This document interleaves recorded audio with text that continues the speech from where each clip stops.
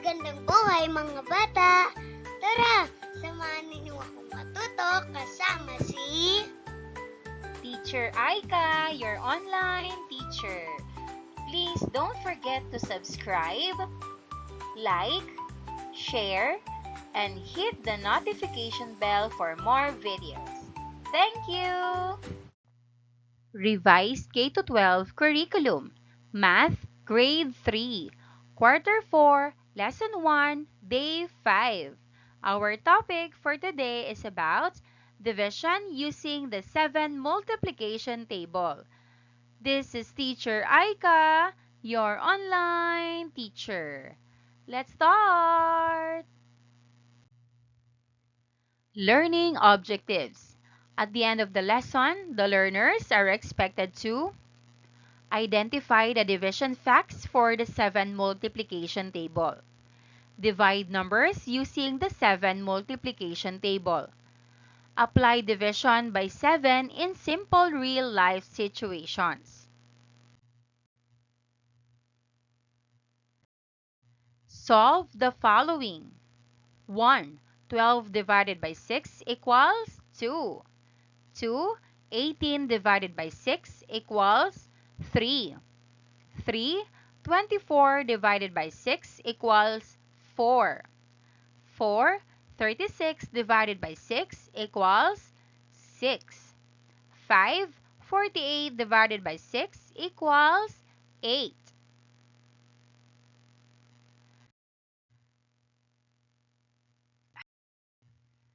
If you have 28 candies and you want to put 7 in each bag, how many bags will you need?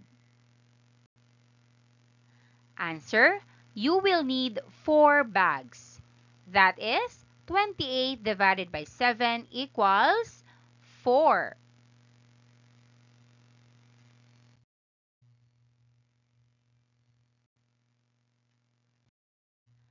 Knowing the 7 multiplication table makes division easier.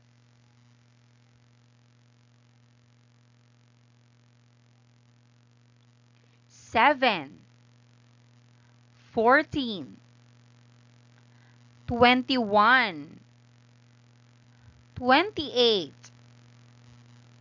35,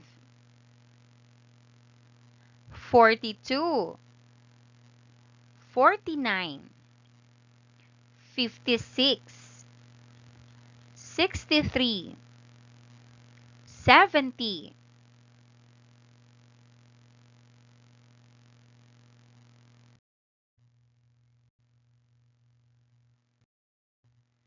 Division by 7 can be solved using the 7 multiplication table. Examples: 21 divided by 7. Which number multiplied by 7 gives 21? 7 times 3 equals 21. 21 divided by 7 is equal to 3. 35 divided by 7. 7 times 5 equals 35. 35 divided by 7 equals 5. Division is finding how many groups of 7 are in a number.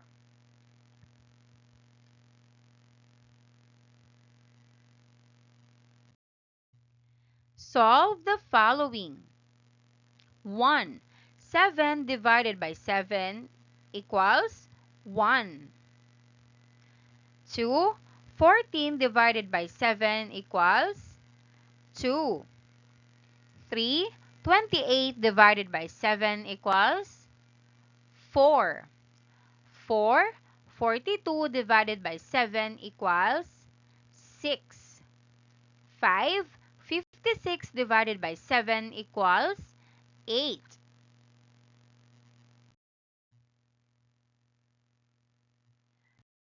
Solve individually or in pairs. 1. 21 divided by 7 equals 3. 2. 35 divided by 7 equals 5. 3. 49 divided by 7 equals 7. 4. 63 divided by 7 equals 9. 570 divided by 7 equals 10.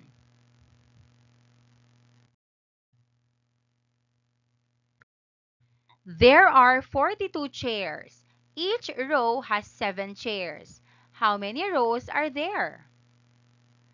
Answer: 42 divided by 7 equals 6. There are 6 rows.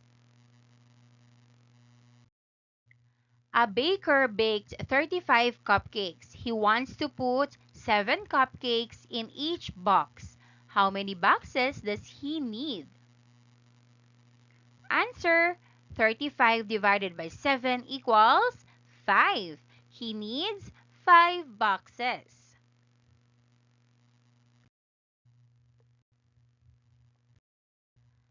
How can the 7 multiplication table help you divide numbers quickly? Answer: it helps us find how many groups of 7 are in a number without counting one by one.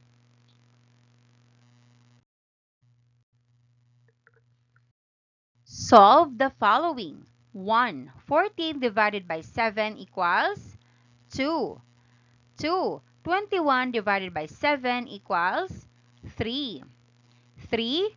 35 divided by 7 equals 5. 4. 49 divided by 7 equals 7. 5. 70 divided by 7 equals 10.